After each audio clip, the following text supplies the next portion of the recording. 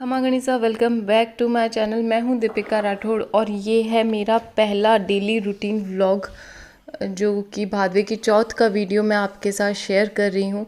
यहाँ पे मैं तैयारी कर रही हूँ पूजा की, क्योंकि माधव छोटा है तो किसी के साथ या कहीं जाकर मैं कथा नहीं सुन सकती। जब तक ये छोटा है, ये ना तो पूरी तरह से समझदार है, ना ये पूरी तरह से नासमझ है, तो मुझे इसके अकॉर्डिंग ही इसी तरह से पूजा करनी होगी। अभी तो इसके हिसाब से ही सब कुछ चलेगा। जिनके छोटे बच्चे हैं वो शायद समझ सकते हैं कि ये कभी भी चिड़चिड़े हो जाते हैं, कभी भी परेशान करने लग जाते हैं। 21 महीने का मेरा बेटा है, तो ये कभी भी जब इसका मन करता है तब ये रोने लग जाता है। और अभी मैंने इसको इसके पापा के पास में छोड़ा है और यहाँ पे मैं तैयारी कर रही हूँ पूजा की। जब भी मैं इस तरह से व्रत करती हूँ, नवरात्रे करती हूँ या कोई स्पेशल पूजा होती है, हम लोग नीचे अलग से पाटा लगा के भगवान का एक स्थान बना के वहाँ पे पूजा करते हैं। आपके यहाँ किस तरह से करते हैं प्लीज़ कमेंट डाउन करिएगा। और अगर आपको वीडियो थोड़ा सा भी पसंद आता है और वीडियो में कुछ भी अच्छा लगता है तो लाइक ज़रूर करिएगा और एक कमेंट ज़रूर छोड़िएगा। इससे मेरे चैनल को ग्रोथ मिलेगी और ये बिल्कुल बिल्कुल फ्री है। यहाँ पे मैं अब बैठ गई हूँ पूजा के लिए। मेरा ऑपरेशन हुआ था तो उसके बाद मेरे को नीचे बैठना थोड़ा डिफ़िकल्ट, थोड़ा क्या बहुत डिफ़िकल्ट होता है, लेकिन पूजा करने के लिए जैसे कि मैंने बताया कि हम लोग एक अलग नीचे स्थान बना के और फिर वहाँ बैठते हैं। यहाँ पे मैंने विष्णु भगवान और लक्ष्मी जी का प्रतिरूप रखा है। लगभग प्रतिरूप रखा जाता है शिव जी का और पार्वती जी का, कोई भी चौथ होती है हमारे यहाँ पे, लेकिन मेरे पास अभी अवेलेबल नहीं थी क्योंकि नया घर है और मेरे पास अभी अवेलेबल नहीं थी।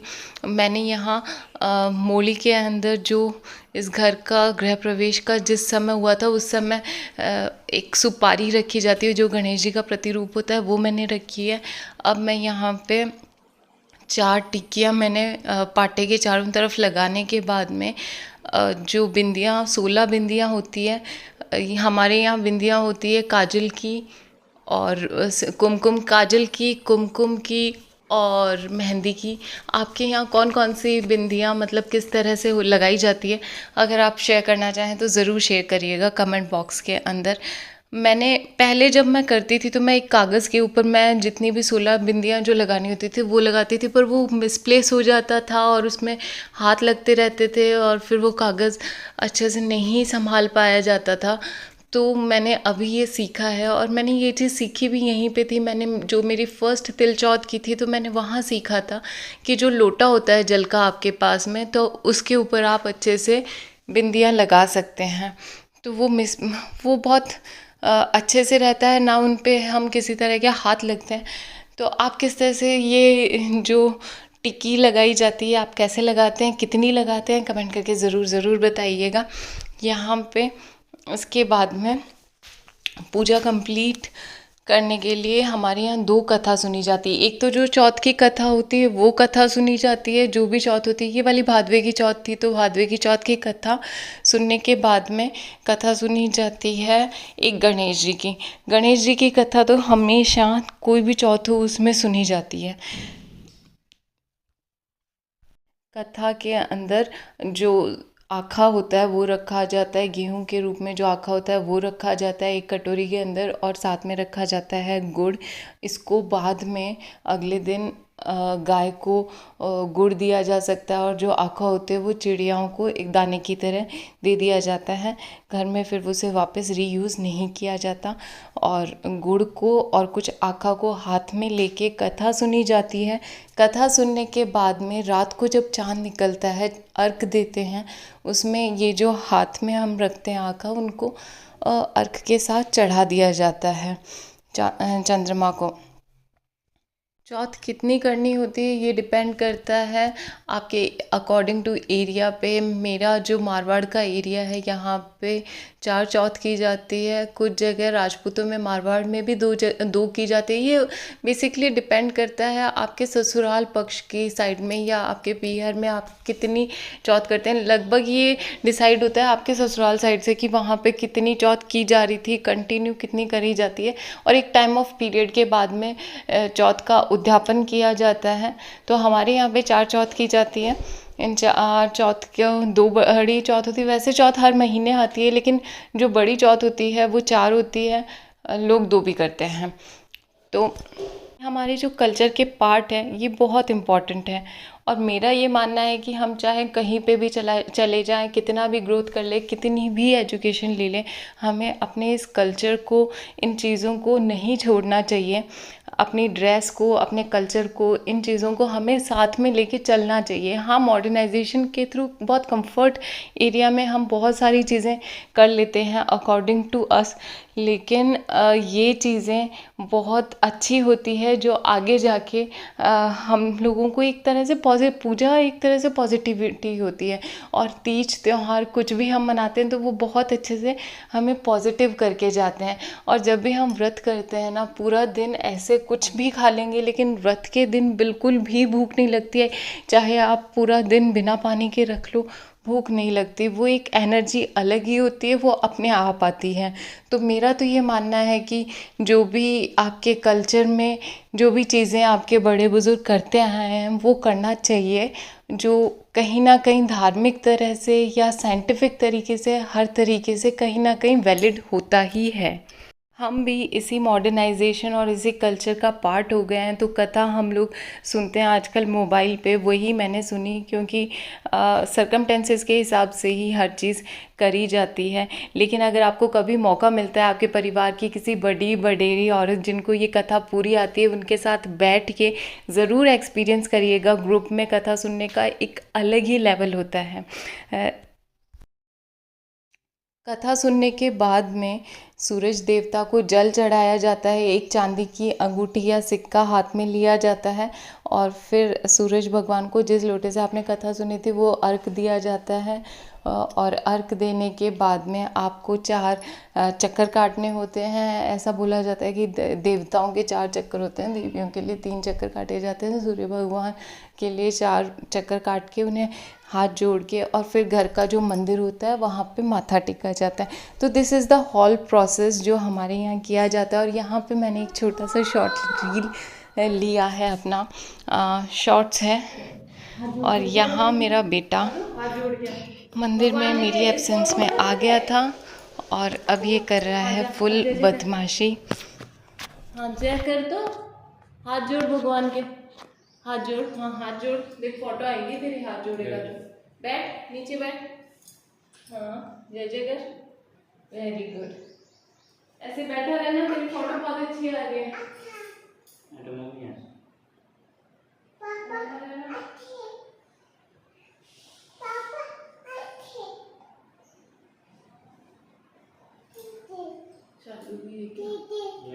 नहीं,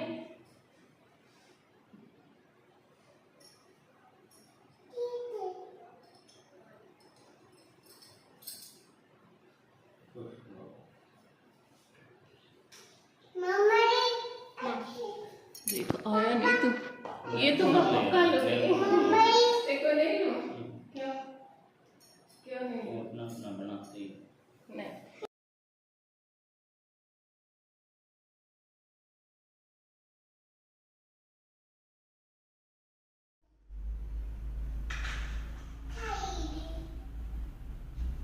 नहीं नहीं नहीं, हाथ नहीं लगाते जय जय के। क्या करवा रहा है, क्या कर रहा है जय जय के पास? माधव नहीं, क्या कर रहा है? क्या खाली खाली कटोरी लेके बैठा है जय जय के पास? क्या खाली, क्या खिला रहा था? हाँ, कैसे खिला रहा था? माधव की वजह से ही हमने पूजा का स्थान अलग से कर रखा है, क्योंकि ये इस तरह की बदमाशियां करता रहता है। अभी खाली कटोरी और चम्मच लेके भगवान को खाना खिलाने चला गया था। और इसके अलावा ये जिस तरह से दिए जलते हुए होते हैं तो वहाँ उनको हाथ ना लगा दे, इसलिए हमने सेपरेट कर रखा है। आगे इन फ्यूचर जाके कुछ यहाँ पे करेंगे, चाहे ये मार्बल का करें या फिर लकड़ी का करें, या जो भी होगा वो इन फ्यूचर में देखेंगे।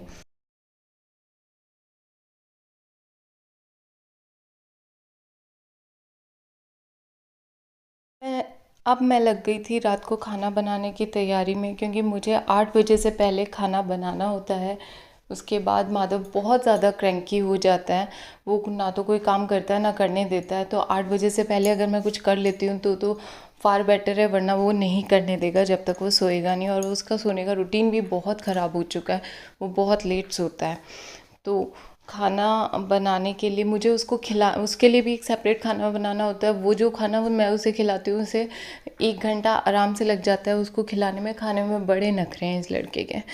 यहाँ पे मैं बना रही हूँ शिमला मिर्च। पहले मैंने और भी सब्जियाँ देखी कि क्या बनाना चाहिए। मेरे साइड में मैंने माधव के लिए बॉटल को स्टेरलाइज़ कर रही हूँ।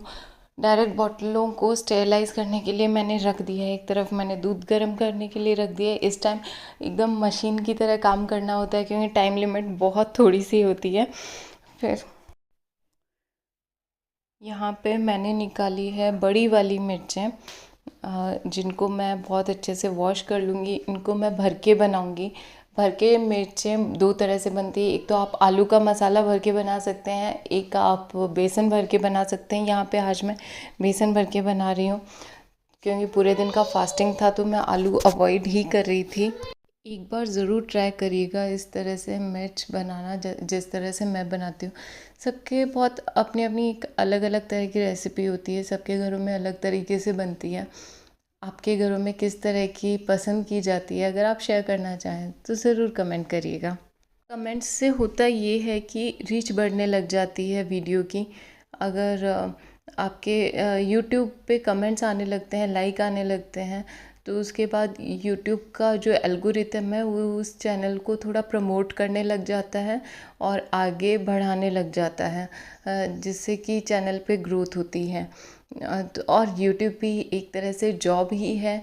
हम लोग यूट्यूब पे अपनी पर्सनल लाइफ की कुछ चीज़ें, पर्सनल लाइफ तो नहीं कहूँगी, कुछ पार्ट हम शेयर करते हैं, तो वो एज ए एक जॉब की तरह है।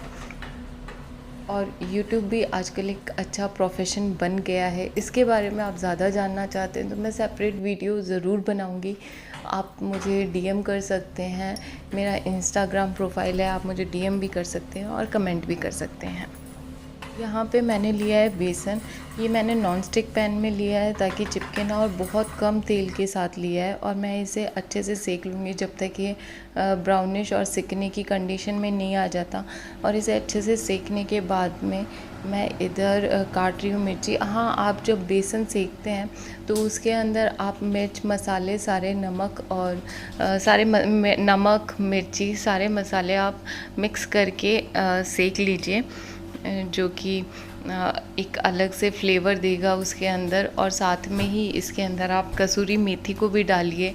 मैंने साइड के अंदर मिर्चें काटी है और मैं इनको भरूंगी। आप बीज निकाल के भी कर सकते हैं। ये वाली मिर्चें मीठी होती है तो इसमें बीज निकालने वाला प्रोसेस की कोई ज़रूरत नहीं होती। यहाँ पे ये अपने आप ही ओवर हीट होने लग गया था तो मुझे ट्रांसफ़र करना पड़ा दूसरे पैन के अंदर। ट्रांसफ़र करने के बाद में मैं इसे फिल करूँगी, क्योंकि ओवर हीट होने लगता है तो वो जलने लगता है, और कोई भी चीज़ जली हुई अच्छी नहीं होती। अपनी हेल्थ के लिए भी वो चीज़ अच्छी नहीं होती। जला हुआ खाना कभी भी नहीं खाना चाहिए। तो अब इसको अच्छे से इसके अंदर फिल कर लीजिए। सारे मसाले जब आप बेसन को रेडी करते हैं उसमें नमक, मिर्च, धनिया, कसूरी मेथी और थोड़ा सा अगर आपके पास मैगी वाला मसाला होता है तो वो डाल सकते हैं। उसकी जगह आप अब इसके अंदर मिक्स करने के बाद में मैं यहाँ पे सेक लिया था। मैंने सिर्फ बेसन को पहले प्लेन सेका है, मसाले मैंने उसके बाद ऐड किए हैं। और लास्ट में मैं इसमें नींबू डाल रही हूँ। नींबू से टेस्ट बहुत अच्छा आता है। अगर आप नींबू ना डालना चाहें और नींबू की जगह आपके पास अमचूर हो तो वो भी बहुत अच्छा ऑप्शन है। अब नींबू डालने का मेरा तरीका ये होता है कि मैं अपने अंगुलियों पे हाथ पे से रख के और इसको स्क्वीज़ कर लेती हूँ। मेरे पास वो स्क्वीज़र है नहीं, अभी अवेलेबल नहीं है, तो मैंने बहुत फटाफट से इसे ऐसे कर लिया। आप चाहें तो स्क्वीज़र से भी कर सकते हैं, जैसे नींबू स्क्वीज़ किया जाता है। और इसे बहुत अच्छे से आपको मिक्सअप करना है। मिक्सअप करने के बाद आप एक एक मिर्च के अंदर बहुत अच्छे से मसाले भरिएगा, क्योंकि जब हम इसे सेकते हैं तो मसाले आधे बाहर निकल जाते हैं। तो बहुत अच्छे से ठूस के मसालों को भरिए और एक बार ये ज़रूर ट्राई करके देखिएगा। आपके घर पे सबको बहुत पसंद आएगी ये वाली शिमला मिर्च नहीं, ये वाली मिर्च। सारी मिर्चों को अब बीच में से काट लो, एक लंबा चीरा लगा दो। चीरा लगाने के बाद एक एक को बहुत अच्छे से ठूस के भर दो। जितना अच्छे से आप फिल करोगे थोड़ा बहुत वो मसाले में नीचे की तरफ निकलेगा। वो जो निकलेगा उससे अच्छा है कि आप अच्छे से भर दो। कुछ लोग इस पे धागा भी बांधते हैं, लेकिन वो एक लेंथी प्रोसेस हो जाता है, फिर उसमें बहुत टाइम टेकिंग होता है धागा बांधो। और वो करेले में ज़्यादा सही लगता है कि आप करेला, भरवा करेला बनाते हैं तो उसमें वो सही लगता है। लेकिन मिर्चें तो मुझे डायरेक्टली इसी तरह बनानी अच्छी लगती है। अब मैंने डाला है तेल के अंदर डालिए खूब सारी हींग। अगर आप लहसुन अवॉइड करना चाहते हैं तो आप हींग यूज़ कर सकते हैं, और लहसुन करें तो वो और भी अच्छा टेस्ट देता है। फिर इसके अंदर मैंने डाले हैं करी पत्ता, क्योंकि मैं जो पत्ते थे वो पहले डाल चुकी थी, पान मेथी थी वो मैं पहले डाल चुकी हूँ, तो यहाँ पे मैंने करी पत्ते डाले। अब एक एक मिर्ची को मैं इसके अंदर रख दूँगी। सारी मिर्चें अच्छे से रख दी गई। रखने के बाद में थोड़ी थोड़ी देर में मैं इनको पलटती रहूँगी। पलटने से अच्छे से जहाँ जहाँ से सिक जाएगी। बहुत बार ऐसे होता है ना कि हम जो तेल डालते हैं, वो कम पड़ जाता है। नॉनस्टिक में मैं इसीलिए कर रही हूँ कि कम तेल में बने। और मेरा तो यही ट्रिक मैंने अपने मम्मी से सीखा है कि जब तेल कम पड़ जाता है तो आप थोड़ा सा घी ऐड ऑन कर लो, क्योंकि दोबारा हम तेल नहीं डाल सकते। तो मुझे इसमें तेल कम लग रहा था तो मैंने थोड़ा सा घी अलग से ऐड ऑन कर दिया, और फिर मैंने इनको अच्छे से कर दिया। तो ये एक ट्रिक है, टिप समझ सकते हैं आप किचन की। आपको पहले से पता थी, हो सकता है सबके अलग अलग सिस्टम होता है तो पता होगी आपको। अब एक एक मिर्ची को अलग अलग से पलट के और इनको अच्छे से सेक लो। ढक दो इसको स्टीम से, ये बहुत अच्छे से सिक जाएगी स्टीम से, और बहुत अच्छी बनती है ये। इसके बाद मैं थोड़ा बहुत सिर्फ ये करने के बाद मैंने सोचा कि मैं आटा लगा दूं, और अलग से महादेव के लिए भी मुझे खाना प्रिपेयर करना होता है। तो आज मैं उसको खिचड़ी खिला रही हूँ। खिचड़ी ये बहुत अच्छे से खाता है। इसके अलावा मैं इसे खिलाती हूँ जो भी घर पे सब्ज़ी बनी हुई होती है, वो सब्ज़ी और रोटी को मिक्सर में पीस के और फिर मैं इसको खिलाती हूँ। अभी आज मैंने खिचड़ी इसके लिए अलग से, ये मिर्ची ये खा नहीं सकता तो रोटी और सब्ज़ी तो मैं इसे नहीं खिला सकती थी, तो मैंने इसके लिए सेपरेट खिचड़ी बनानी चाहिए। और थोड़ी देर में ये आ गया था और इसने मुझे किचन में कोई काम नहीं करने दिया था। 8:30 वैसे ही हो गए थे, तो मेरे को बीच में छोड़ के जाना पड़ा था। तो मैं अपना वॉइस ओवर यहीं पे एंड करूँगी, आगे आपको माधव की आवाज़ें सुनाई दे जाएगी। तो वीडियो पसंद आता है तो please like, share and subscribe ज़रूर करिएगा।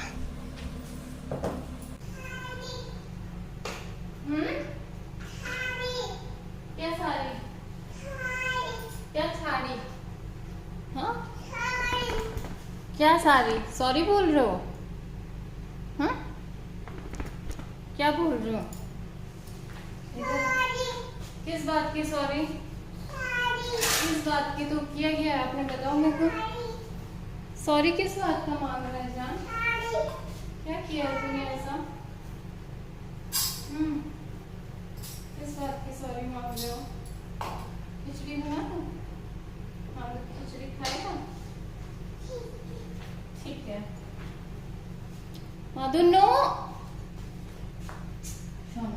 कैसे दूर नहीं माधव, खिचड़ी आपको बनाओ, मैं बनाऊंगी अभी। क्या कमरे? हाँ, क्यों कमरे? कमरे नहीं जाना है, ठीक है। रुको रुको रुको रुको रुको रुको। हाँ रुको बेटा। कमरे में क्या लेके, क्या खाएगा? क्या खाएगा? कमरे में तो बाद में ले जाऊंगी, खाएगा क्या अभी ये बता। क्या खाएगा? क्या खाएगा बता। चिप्स दे दो, ये भुजी दे दो, ये वाले भुजी डाल दो।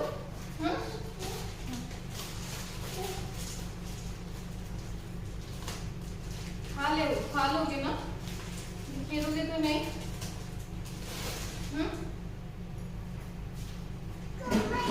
हाँ, कमरे में बैठ के खाना। ओके, कमरे में बैठ के खा लेना। ये लो।